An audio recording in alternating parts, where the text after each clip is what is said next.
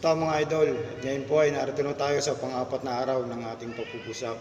So ginagawa ko po ito para ma-motivate ang aking sarili, para magawa ko po ito sa pang-araw-araw. Dahil kung hindi ko po ito i-vlog, ay maaaring sabihin natin na tama rin tayo, o sabihin natin na mamaya nakakatamad kasi hanggang sa matapos na po ang isang buong araw na hindi man lang tayo nakapag-exercise.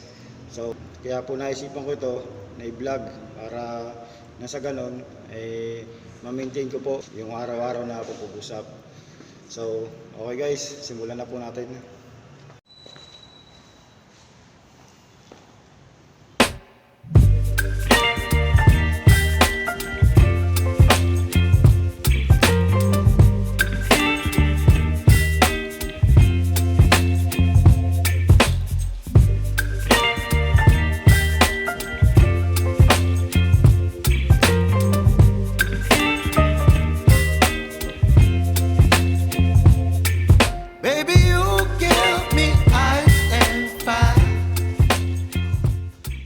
So yun po mga idol, natapos na natin ang pang-apat na araw ng ating push-up.